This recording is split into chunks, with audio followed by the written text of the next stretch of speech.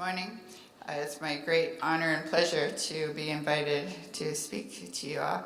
I've really enjoyed the mix of ideas so far, and I particularly enjoyed getting to know the Malaysian culture and people, which I find very gracious and hospitable and endearing. So this is a capsule summary of what I'm going to say. An extractive financial model in which money originates as private debt at interest, or riba, is unsustainable, among other things, not to mention undemocratic, inequitable, unjust, etc. The system can be made sustainable either by eliminating interest, which is what most riba-free banking is about, or by recapturing the interest for the public good, and that is the particular approach that I'll be presenting. And the way to recapture it is by making banking a public utility. In other words, we the people should own the banks and the profits should return to the people. It seems to me that's the most practical and efficient thing we can do right now. We have a system that is based on interest where private banks actually issue our money in the form of credit. We have a system in which money is not gold-based or not based on any commodity. It is all fiat money. So what's the simplest thing we can do to get from here to there would be to actually own the banks. In other words, if we the people got the profits back, we could beat the banksters at their own game, as has been said. Most people think money is created by the government, but that's not actually true. Today, most of our money is created by banks in the form of bank loans or credit. Many authorities have said so, but you could just see it from this chart. With the chart on the right is U.S. federal debt. M1, M2, and M3 are the three different bars. It only goes up to 2006 because that's when they quit reporting M3.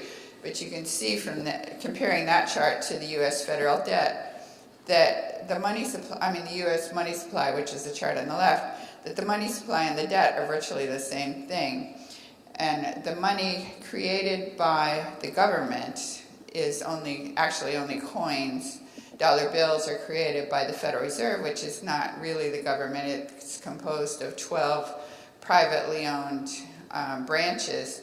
But even assuming the Fed and the government are government, the government only creates halfway up that blue line, and all of the rest comes from banks when they make loans.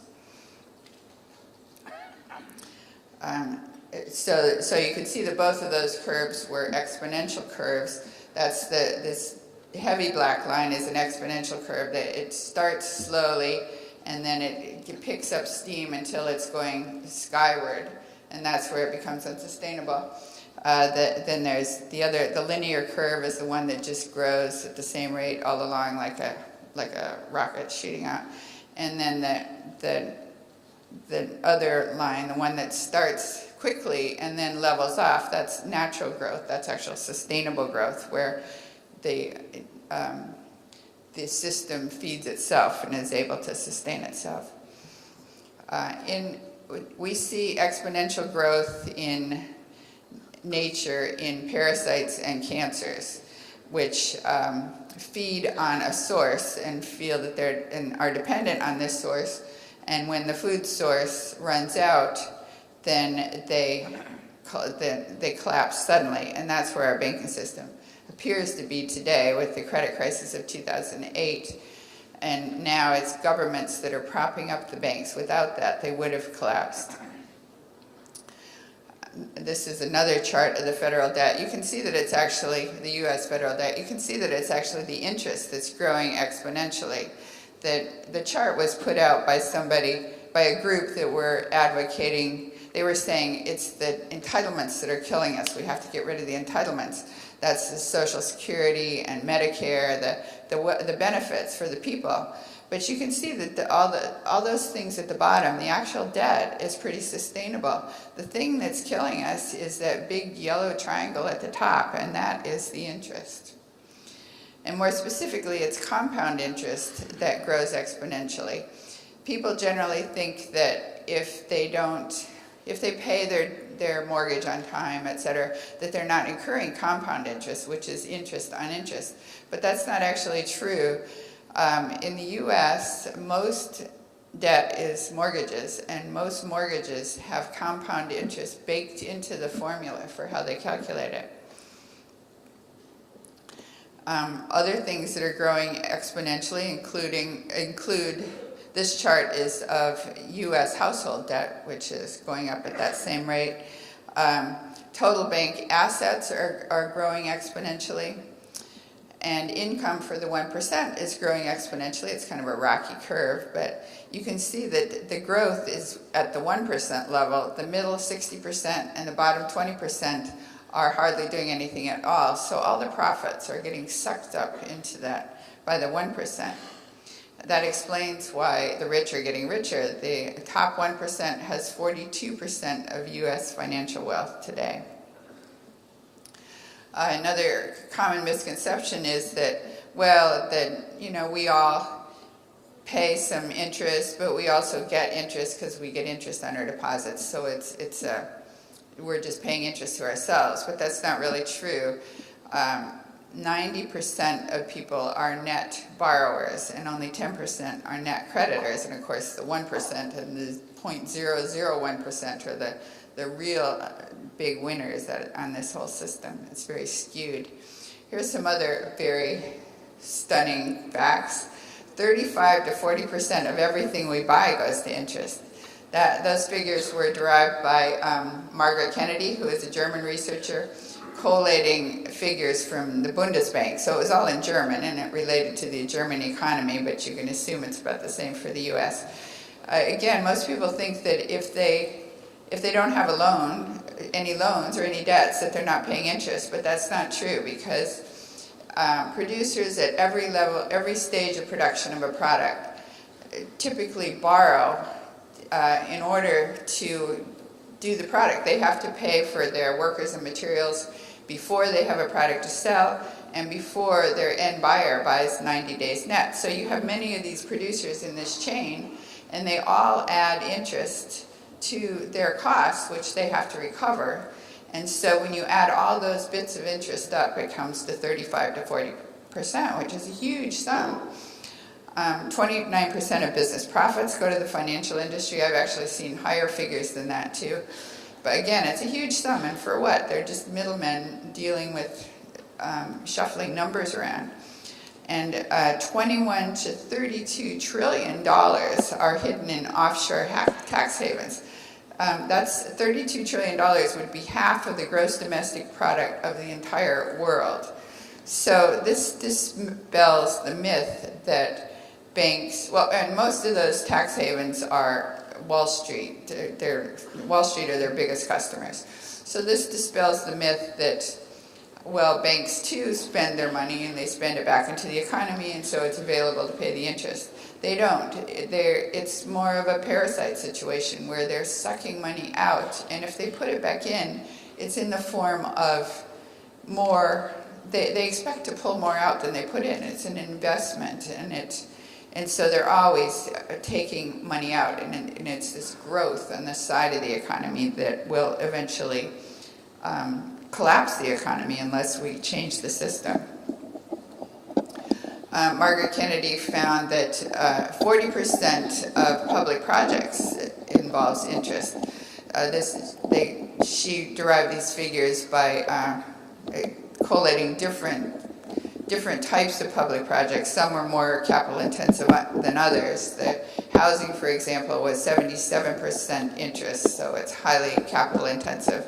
Garbage collection was 12%. So when you average all this together, it came to 40% of public projects as interest. So how can we recapture the interest? By owning the bank. If the state or the county or the city or the national government owned its own bank and borrowed from its own bank, then even though on paper you could say that you're paying interest for your public projects, because you own the bank, you get it all back in the form of a dividend. So effectively, you're borrowing interest free. So that would reduce your costs for infrastructure and projects by 40%. California, which is where I'm from, could be $70 billion richer if California had been borrowing from its own state-owned bank all along.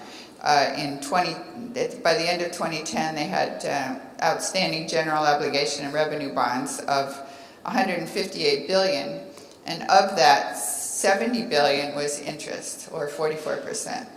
So right now, we're in this same austerity mode that everybody else seems to be in, where they're slashing services, shutting down schools, selling off these post offices that were built in the 1930s that are really works of art. And they're selling them off because allegedly we're broke and we can't meet the annual budget. But obviously we're not broke at all, we needn't be broke. If we were funding our own projects through our own bank, we could be quite wealthy today. We do have one state in the country that does this, that owns its own bank, and that's North Dakota. North Dakota is also the only state that escaped the credit crisis. It's had a very nice budget surplus every year since 2008. It's got the lowest unemployment rate in the country, the lowest default rate on loans, and the lowest foreclosure rate. They also have lost no banks. No banks have gone bankrupt since at least in the last decade, compared to all the other states, which are losing. All their small banks are either going bankrupt or getting gobbled up by the big banks. North Dakota has had its own bank for nearly a century, since 1919. They formed it when the farmers were losing their farms to the Wall Street banks. The banks and the railroads and the granary were all one big Rockefeller cartel. And it was like Bill Still had mentioned yesterday, that there was actually an effort at that time in the 1890s to foreclose on the properties of the farmers and the homeowners. And so when they realized that the granary wasn't taking their grain, although it was good grain, there was an actual attempt to get their properties. They banded together, formed the Nonpartisan League, showing that it wasn't left, it wasn't right, it was a go local issue. We want our money back in North Dakota, working for North Dakotans, not working for Wall Street. And so they managed to get this bank set up, and it's been quite successful ever since. It has an interesting model. Even though North Dakota is a very conservative state, Republican state, by law, all of the state's revenues go into the Bank of North Dakota. And that includes not just the state government, but the state agencies all around the state. So they have a huge deposit base. And they also have the Bank of North Dakota has a huge capital base because it's been set up as a DBA of the state. That it's set up as North Dakota doing business as the Bank of North Dakota. So that means technically all of the assets of the state are assets of the bank. But when they did set up the bank, they raised the capital initially with a bond issue, and that's probably what any state or local government that was setting up a bank today would want to do is just issue bonds, and in that way you're not jeopardizing your government's assets, and you're not tapping into the taxes or the tax base for the budget. You're just selling bonds to the public. And so you're soaking up all that money that's on the sidelines, as they say, right? I read that there's close to $10 trillion in the U.S. on the sidelines, meaning it's in bank accounts or in the money market or under mattresses. It's just sitting there not really doing anything because people are afraid to invest because they don't know what's going to happen to the market. But if they had some really secure government investment, some bonds that paid well and that they knew were backed by the government, they probably would invest, and it shouldn't be hard to raise capital to start a bank. Among other things that the Bank of North Dakota does for North Dakota, it pays a very nice dividend back to the state of $30 million a year. That doesn't seem huge, but North Dakota's the population is 670,000. So that's about 1/14 the size of LA County, where I live. So it's really the size of a medium-sized city population-wise. It's because it's very cold up there and sort of bleak, and um, so that's a very good return for a small population. And they've had a return on equity since 2008 of 19 to 26%, which is huge. You could compare that to the pension funds. California pension funds are the biggest in the world.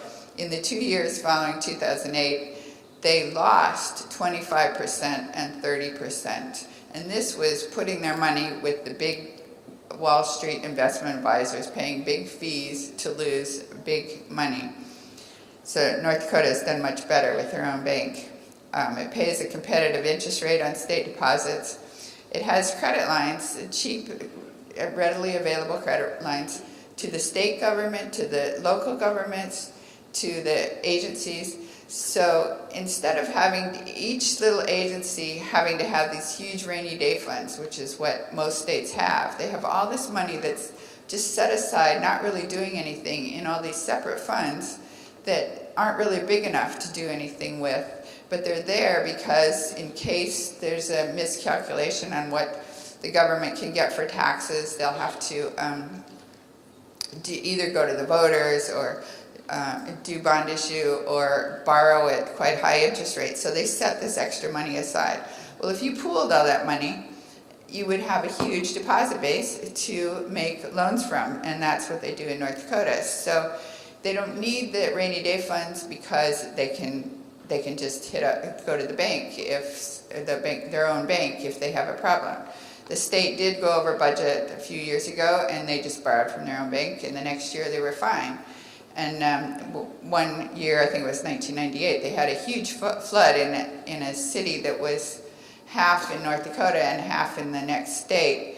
And the side that was in North Dakota, the Bank of North Dakota swooped in and funded all the reconstruction and did a moratorium on foreclosures for the homeowners and did refinancing for the homeowners. And very quickly, the city was cleaned up and you couldn't tell that anything had happened. And in the half that was in the next state over, it looked like a disaster area for a long time because they didn't have the money to fix it. I have partners with the local banks to increase local lending. So it doesn't compete with the local banks, and it's not out there like if you were setting up a brand new bank, you would have new bankers who maybe didn't know the market, and they might take risks that they shouldn't have taken, and they might lose the state's money. But in this case, they partner with the local bank, which initially deals with the customer, knows the locality and the client base, and they only make conservative loans. There's no bonuses, fees, or commissions for. There's no benefit to speculating or to taking risks, and so they don't.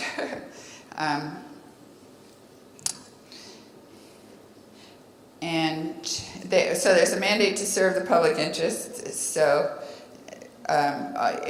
they do what's good for the local community. They can take the long view. They don't have to worry about shareholders that want their quarterly profits. They can do what's good for the community. They underwrite municipal bonds, which is a big deal for the local governments, because otherwise they have to go to Wall Street, they pay these high fees, and they're supposed to get interest rate insurance, which is these interest rate swaps that prove to be a huge scam that a lot of cities are close to bankruptcy because of these interest rate swaps, which were really a form of gambling. They have to pay Wall Street because the interest rate went very low unexpectedly when the Federal Reserve pushed it low. So they avoid all that, and they avoid speculation in the bond market. And the bank itself has very low costs because they only have one branch. They don't do bonuses, fees, and commissions, and they don't do advertising. So it's just a very efficiently run sort of family-style bank that takes care of its own people. This idea is catching on in the U.S. Since the 2008 collapse, 20 states have introduced bills for publicly owned banks of one sort or another. Some people say, well, North Dakota is an oil state, and that's why it's doing so well. But there are other oil states that are not doing so well, and it turns out that globally, 40% of banks are publicly owned. We don't hear about it in the United States because the media is owned by big business and they don't necessarily want to publicize this fact.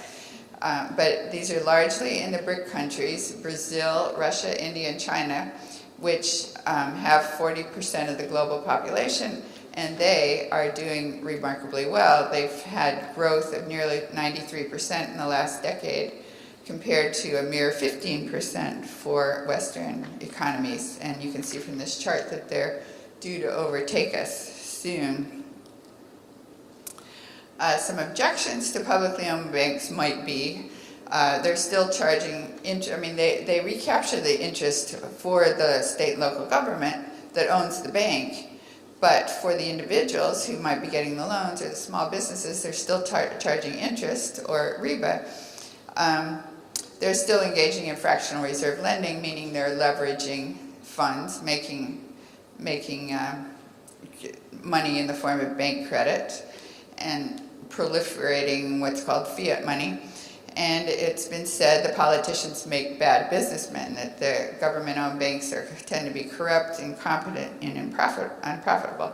But in fact, I would argue none of that is true. On riba, you all know what it means more than I do, but I did a little research and saw that there's a wide range of definitions. There's no real agreement on what it means. So I took the widest interpretation. The conservative view is that riba includes all forms of economic exploitation of the poor by the rich. Well, a public bank would not be exploiting the poor by the rich. It's actually there. It has a mandate to serve the public, including the poor, and it's actually for the benefit of the poor. It uses its capacity to create services and infrastructure that serves the whole population. As for creating money on the books or unbacked fiat using fractional reserve lending, I would argue that it's not unbacked fiat, that when banks are operating properly, what they do is actually monetize the borrower's promise to pay. So it's backed by the promise to pay of the borrower. This is what a community currency does. For example, if you are in a community currency, what you do is you just write your IOU. If somebody does a service for you, you give them this community currency, which acknowledges that you owe a debt and that they have been paid a debt. So it's really just your promissory note, which is accepted as money in the community because you all know each other and trust each other. You've joined this group, selective group. Well, in the wider economy, you don't know these people and you don't know whether to trust them. You don't know whether their promissory note is good. You don't know if this is a subprime borrower, etc. So the function of the bank is the borrower goes to the bank. Say you wanted a mortgage, you would go to, say you wanted to buy a house for $500,000. You would go to the bank, which would then give you this paper called a mortgage to sign, which is your IOU, or promise to pay $500,000 plus interest, of course.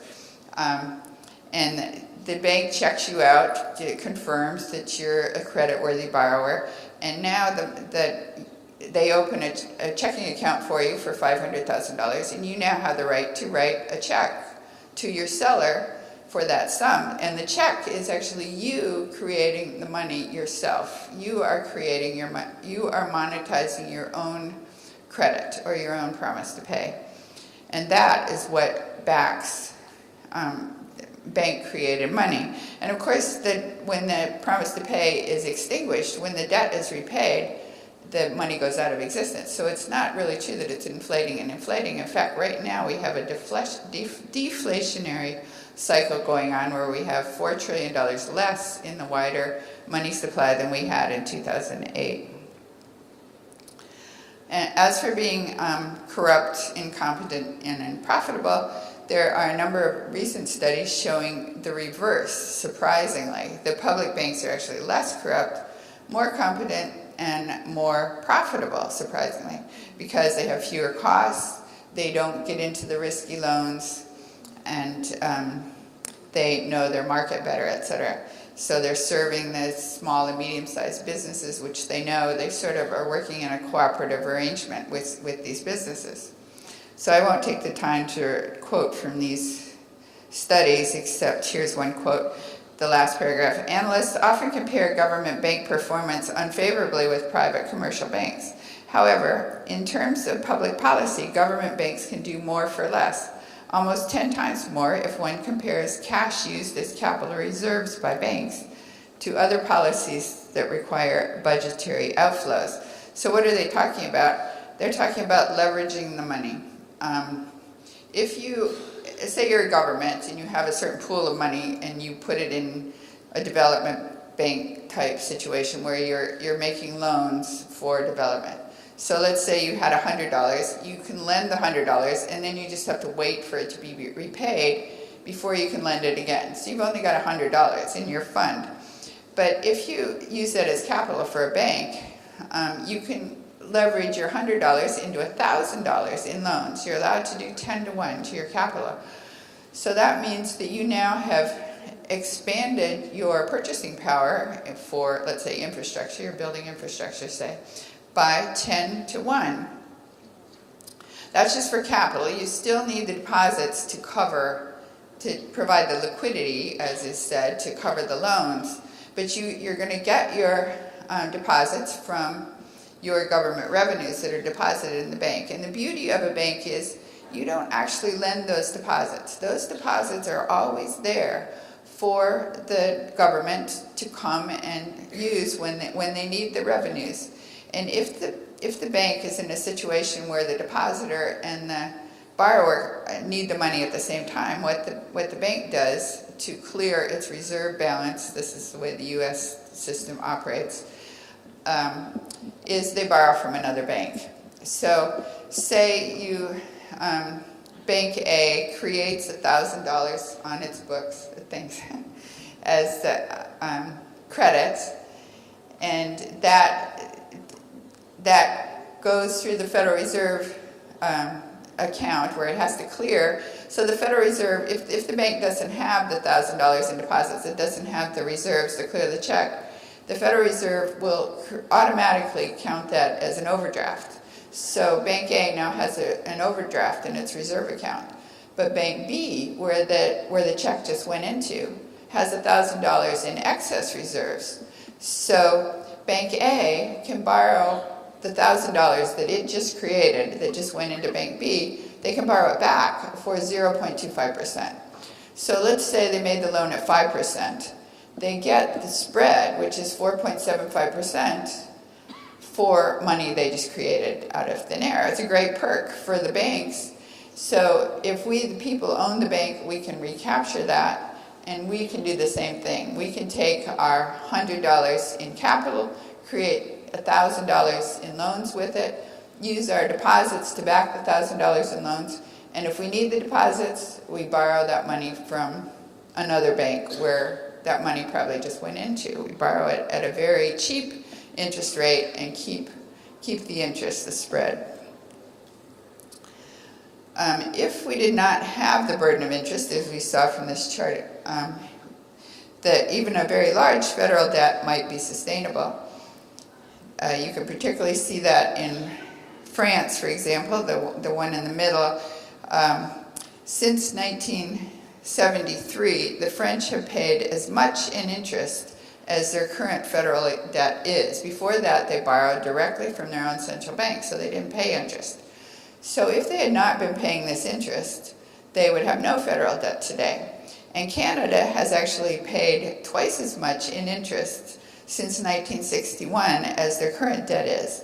So if they had not had to pay interest, if they had been borrowing from their own central bank, as they did from 1939 to 1974, they too would have a very nice surplus.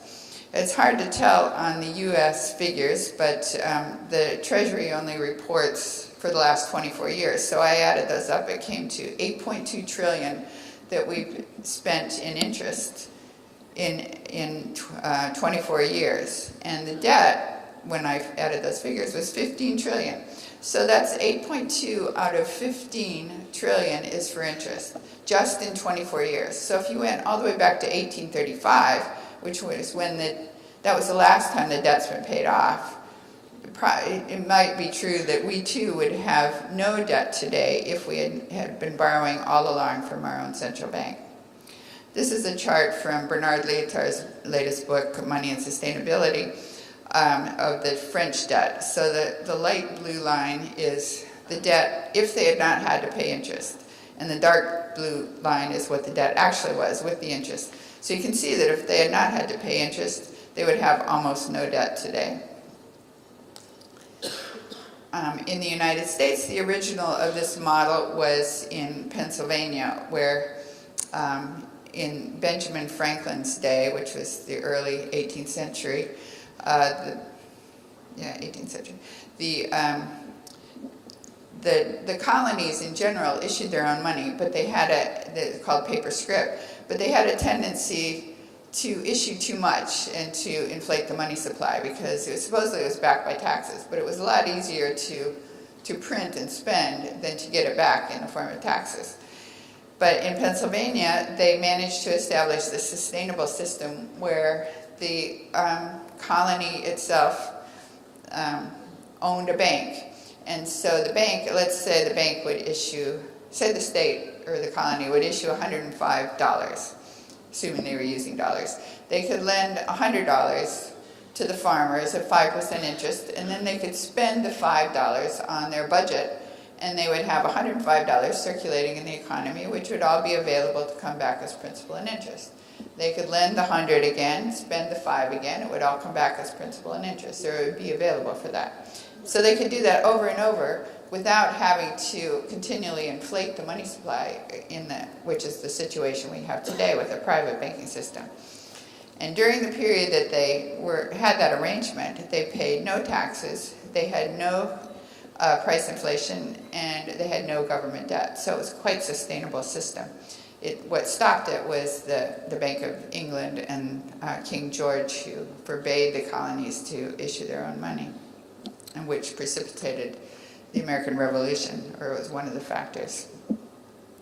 So would that work today? It actually would. In the U.S., we paid in 2011 $1.1 trillion in personal income taxes.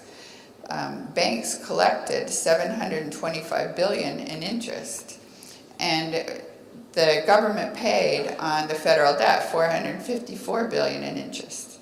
So if hypothetically the government had borrowed from its own central bank, paying no interest, and if hypothetically the banks were public utilities, where the people owned the banks, so that we got the interest back, those two figures together come to 1.179 trillion, or 1,179 billion. In other words, more than we paid in income taxes. So we too could eliminate personal income taxes if banking were a public utility owned by the people. From 1939 to 1974, Canada actually borrowed directly from its own central bank. And during that period, you can see from this chart that the debt was very low and sustainable. And it only shot up in 1974 when they started borrowing on the international market instead of borrowing from their own bank. And during that time, they funded many remarkable things, including their excellent healthcare system. It's not so excellent today because now they're back in debt like everybody else, but originally it was a really good healthcare system, and that's how they got it off the ground. What stopped them from borrowing directly from their own bank was that in 1974 they joined the Bank for International Settlements in the Basel Committee, which frowned on these inflationary practices of borrowing from your own bank or issuing your own money, but of course they really weren't inflationary. There was inflation at that time, which was blamed on governments, but in fact, as I think it was Tun Mahathir explained, in fact, that was when the price of oil quadrupled. Artificially, it was driven up. It was manipulated up by the 9 Days War and a boycott. And then all the countries were forced to use dollars to buy the oil, and they didn't have the oil reserves, and so they had to borrow from the U.S. and London banks. It was a ploy to get everybody in debt to the U.S. and London banks. But what it did was it inflated prices everywhere, and that inflation was blamed on governments improperly. Other public bank models in Australia and New Zealand in the early part of the 20th century, they had central banks that just issued national credit. It wasn't backed by anything, it wasn't backed by gold. They just issued credit and funded, again, many excellent projects, roadways, seaways, etc. And Australia funded its participation in World War I without borrowing from the Bank of England. And so what stopped them in both cases was the Bank of England, which their way of holding on to their colonies that they had lost politically was to have captured them economically by debt. And the idea that their Commonwealth economies would figure out that they could just fund themselves and they didn't need to borrow from England, from the City of London, was quite alarming, and so they changed the whole system into the central bank system that we have today. I don't really have time to go into that, but anyway, those are two very interesting models. And then there's the post-bank option, where the bank does actually compete commercially with other banks, and the oldest and biggest of the commercial post banks is in Japan, and most of the Japanese do their savings in these post banks. So you can go into the post office and buy your stamps and do your banking at the same time. They don't have to build extra buildings for this. And in Japan, the Japan Post Bank is the largest purchaser of the federal debt. So that's why the government has the largest debt to GDP ratio of any major economy. It's something like 234%. And yet Japan is doing very well economically because they are in effect borrowing from themselves, and the interest for the Japan Post Bank goes back to the people. So it's really a form of pension for the people, a form of savings. And in New Zealand, their post bank is quite recent. It was set up in 2002. The Australian, the banking industry in New Zealand was dominated by the Australian banks. And they found it unprofitable to keep all these little banks open and out in the farmland, and so they were shutting all those banks down. And so the New Zealand government decided they had to set up a public bank, and they took that very practical approach of setting them up in the post offices, which were already there, so they didn't have to build new buildings or anything. And it was said, this would fail, it wouldn't work. And in fact, the people just flooded into these post banks. They loved the idea, and it's been very popular and very successful. So to sum up, a publicly owned bank can raise government revenues without raising taxes by A, returning a hefty dividend to this government, increasing the tax base by partnering with local banks to increase their loan capacity, fostering local business, and reducing government borrowing costs by providing low or no interest loans to state and local government. When a government borrows from its own publicly owned bank, the interest returns to the public. Bank profits feed the economy rather than feeding off it. For more information, our Public Banking Institute website is publicbankinginstitute.org, and my own website is webofdebt.com, and I have over 180 articles posted there on this subject. Thank you very much.